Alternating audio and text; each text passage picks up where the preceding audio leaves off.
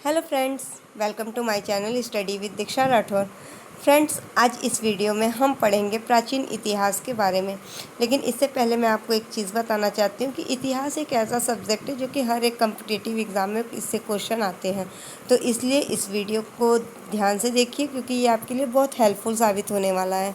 ठीक है, आने वाले टाइम में टीजीटी की वैकेंसी आने वाली है। जिन लोगों का सब्जेक्ट है पॉलिटी और हिस्ट्री, उनके लिए तो ये वीडियो एकदम ही ज़्यादा इम्पॉर्टेंट है। तो इस वीडियो को बहुत ही अच्छे से देखिए और जहाँ प्रॉब्लम हो वो कमेंट सेक्शन में पूछिए।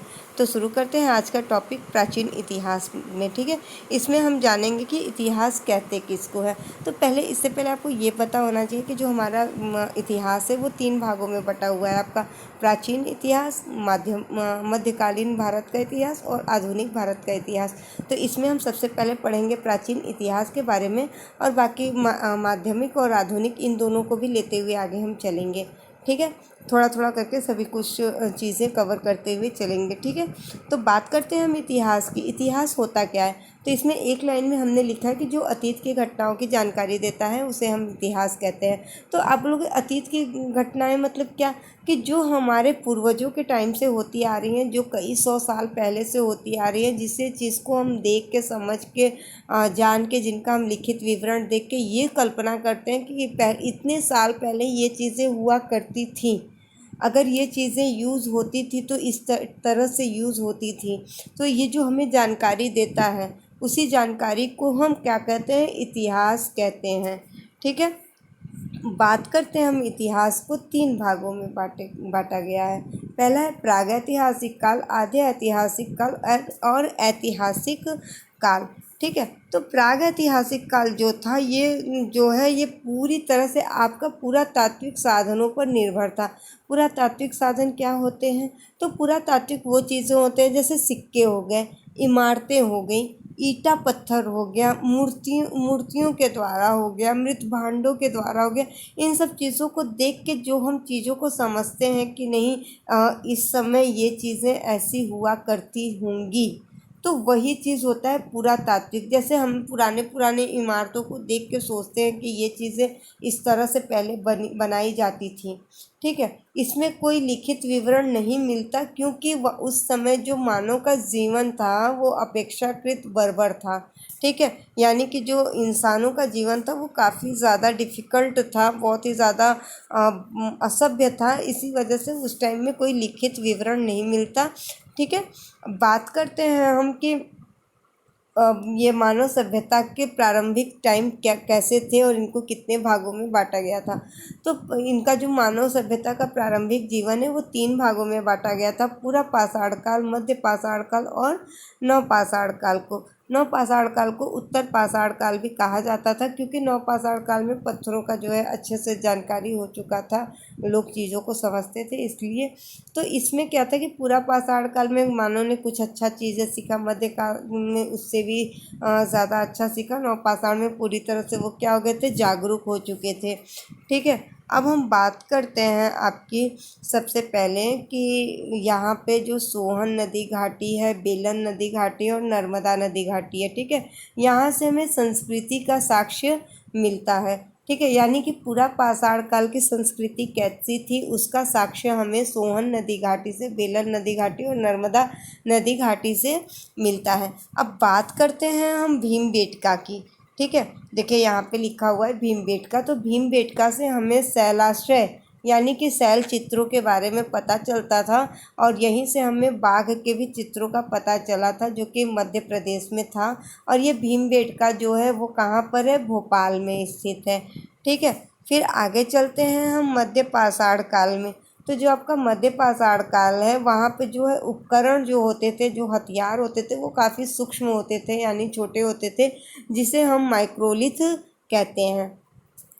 फ्रेंड्स, ये तो आपको पता हो गया। इसमें देखिए सबसे इम्पॉर्टेंट चीज़ें अब आती हैं कि जो है आपका मध्य प्रदेश के आदमगढ़ में और राजस्थान के बागौर ज़िले में पशुपालन का साक्ष्य मिलता है।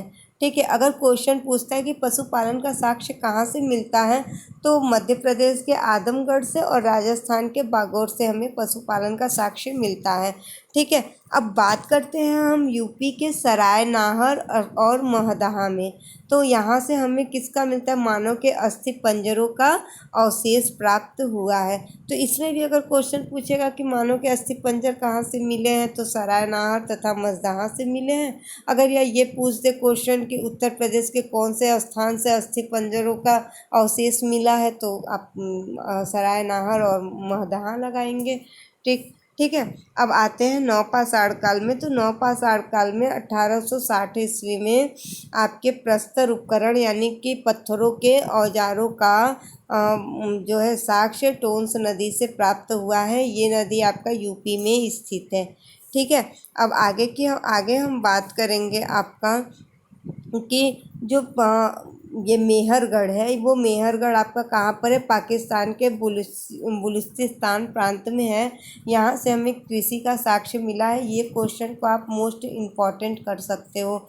ठीक है, बुर्ज़हूम एवं गुफर कला जो कि आपका कश्मीर प्रांत में है, वहाँ से हमें गर्तावास, मृदभांड और हड्डियों के औजारों का अवशेष मिला हुआ है। तो ये सभी चीज़ें आप पॉइंट बना के ज़रूर लिख लीजिएगा।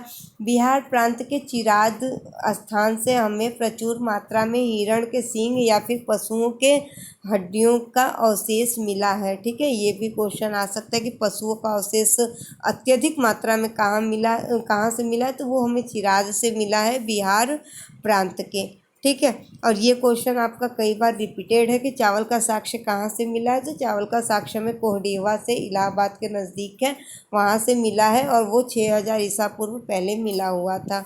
ठीक है, अब आते हैं हम आधे ऐतिहासिक काल में। आधे ऐतिहासिक काल यानी अधो ऐतिहासिक काल, ये हमारा पूरी तरह से साहित्यिक और पुरातात्विक दोनों साधनों पे क्या है, निर्भर था। यानी कि इसमें साहित्यिक चीज़ों का भी वर्णन है और पुरातात्विक चीज़ों का भी वर्णन है। पुरातात्विक हमने आपको बताया ही था कि जो अवशेष होते हैं, इमारतें होती हैं, सिक्के होते हैं, इन्हीं सबको पुरातात्विक चीज़ें कहा जाता है। ठीक है, हड़प्पा सभ्यता जो थी वो वैदिक संस्कृति गणना पे आधे ऐतिहासिक काल में की जाती थी। ठीक है, परंतु आधे ऐतिहासिक काल का कोई लिखित विवरण नहीं है। ठीक है, अब बात करते हैं हम ऐतिहासिक काल की।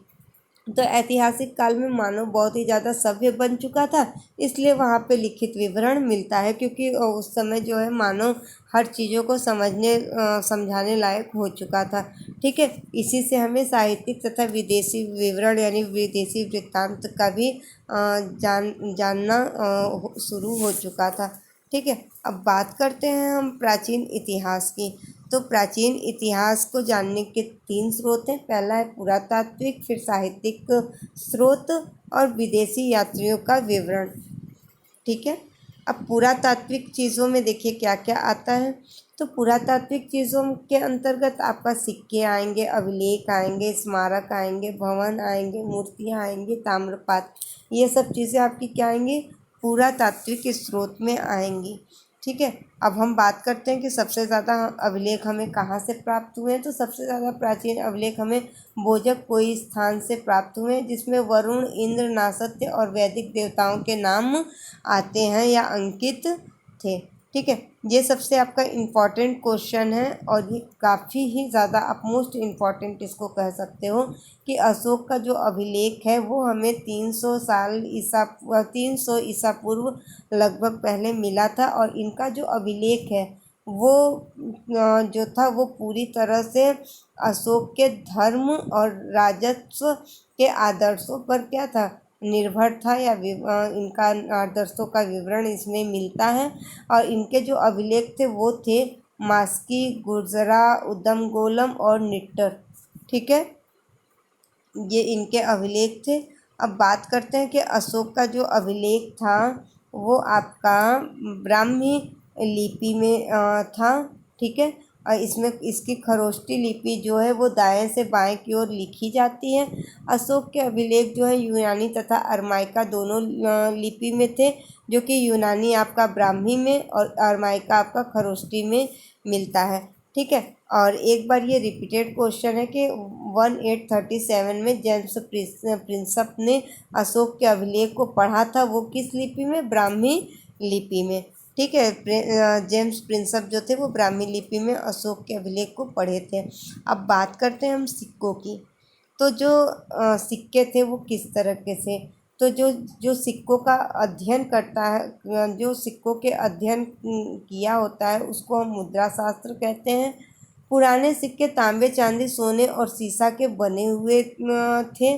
आरंभिक सिक्कों पर चिन्ह मात्र के थे, परंतु बाद में इन सिक्कों पे क्या हो गया, राजा और देवताओं के नाम तथा साथ में तिथि भी अंकित की जाने लगी थी। ठीक है।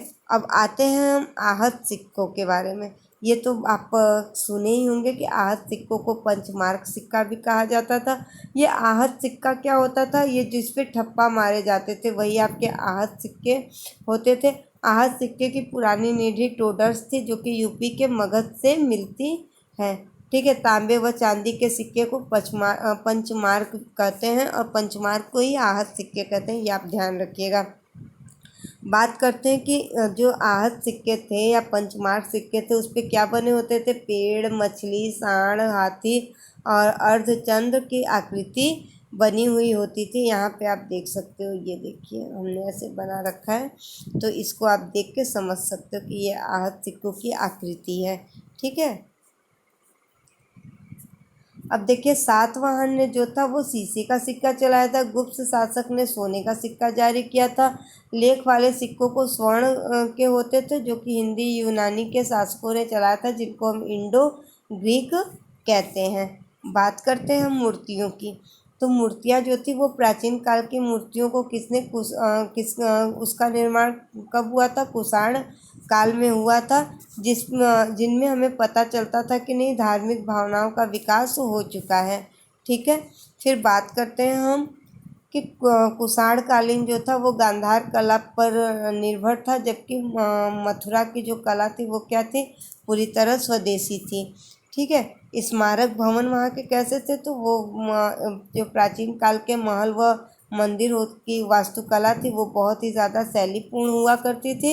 और उत्तर भारत की मंदिर जो थी वो नागर शैली में थी, दक्षिण भारत की जो थी वो द्रविड़ में थी, और दक्षिण पंथ के मंदिर जो थे वो बेसर शैली में थे। ठीक है। अब देखिए बात करते हैं चित्रकला की। तो चित्रकला में अजंता की चित्रकला जो थी वो मानवीय भावनाओं को व्यक्त करती थी, यानी कि वहाँ पे जो चित्रकला बनाई जाती थी ईंटे पे, पत्थरों पे आप कह सकते हो, उसमें क्या होती है, वो भावनाओं का पता चलता था। जैसे कि कोई माँ अपने बच्चे को लेके लाड कर रही है, तो ये लगता था कि नहीं, उस समय माँ और बच्चों के, यहाँ पे देखिए लिखा हुआ है कि माता और शिशु का जो है वो वहाँ पे भावनाएं व्यक्त हुई थी। कोई राजकुमारी जो है वो मरणासन में पड़ी हुई है, तो उसके भावनाओं का पता चलता था। बात करते हैं हम अवशेष की। तो अवशेषों से प्राप्त मोहरों को इतिहास में लिखने में सहायता मिलती है। हड़प्पा व मोहनजोदड़ो से धार्मिक भावनाओं का पता चलता है। बसाड़ के मट्टी से व्यापार व व्यापारियों को ज्ञान प्राप्त हुआ था। ठीक है। अब बात करते हैं साहित्यिक स्रोत की। तो साहित्यिक स्रोत के दो भाग हैं। पहला है धार्मिक साहित्य, दूसरा है लौकिक तथा धर्मोत्तर साहित्य। ठीक है। धार्मिक साहित्य के अंतर्गत आपका उपनिषद, रामायण, महाभारत, पुराण तथा स्मृति ग्रंथ आते हैं जो हमारे धर्म से जुड़े हुए हैं। ठीक है। बौद्ध तथा जैन धर्म संबंधी रचनाएं भी आती हैं इसी में। बात करते हैं हम लौकिक तथा धर्मोत्तर साहित्य में। तो इसमें होती हैं जीवनियाँ, होती हैं कल्पना, होती हैं प्रधान गल्प होते हैं, साहित्य का वर्णन किया जाता है, ये सब चीज़ें इसमें होती हैं। फिर हम बात करते हैं ब्राह्मण साहित्य में। तो जब हम धर्म की बात करेंगे तो ब्राह्मण साहित्य के बारे में तो थोड़ा बहुत हमें जानना ही पड़ेगा। ठीक है। तो इसमें जो थे वो हमारे प्राचीन ग्रंथों के बारे में पता चलता है। तो इसमें आपको पता ही है कि हमारे जो वेद हैं वो कितनी होते हैं, 4 होते हैं, ऋग्वेद, यजुर्वेद, सामवेद और अथर्ववेद। ठीक है। सबसे प्राचीन वेद हमारा ऋग्वेद है। तो ऐसे ही करके मतलब कि आगे हम पढ़ेंगे। तो फ्रेंड्स आज का वीडियो बस यहीं तक है, लेकिन इससे अब आगे हम जब पढ़ेंगे वीडियो में, नेक्स्ट वीडियो में, तो उसमें हम ये चारों वेदों के बारे में पढ़ेंगे, वेदांग के बारे में पढ़ेंगे, उसके बाद फिर हम उपनिषद के बारे में पढ़ेंगे, फिर तब जाके कहीं हम सिंधु घाटी सभ्यता से अपने टॉपिक को शुरू करेंगे। तब थोड़ा सा इंटरेस्टिंग लगेगा। इससे पहले तो आपको थोड़ा सा लगेगा कि ये हम क्या पढ़ रहे हैं। लेकिन फ्रेंड्स, ये सब क्वेश्चन रिपीटेड है जितने हमने आपको बताया बेसार मिट्टी के बारे में और मेहरगढ़ के बारे में, आदमगढ़ के बारे में और ये चिराद के बारे में। ये सभी चीज़ें कोहडीवा वाला क्वेश्चन तो 1 से लेकर 2 बार रिपीटेड है, तो यानी सब पढ़ना ज़रूरी है, कोई भी इग्नोर करने जैसा कुछ नहीं है। तो फ्रेंड, मिलते हैं हम नेक्स्ट वीडियो में। और अगर वीडियो अच्छा लगे तो प्लीज़ लाइक और सब्सक्राइब कीजिए, ठीक है। मेहनत हमारी रहेगी और रिज़ल्ट आपका रहेगा, सब कुछ अच्छा होगा, सफलता के आगे जीत है, ठीक फ्रेंड। तो चलते हैं, फिर मिलेंगे नेक्स्ट वीडियो में। तब तक के लिए नमस्ते and goodbye. Thank you.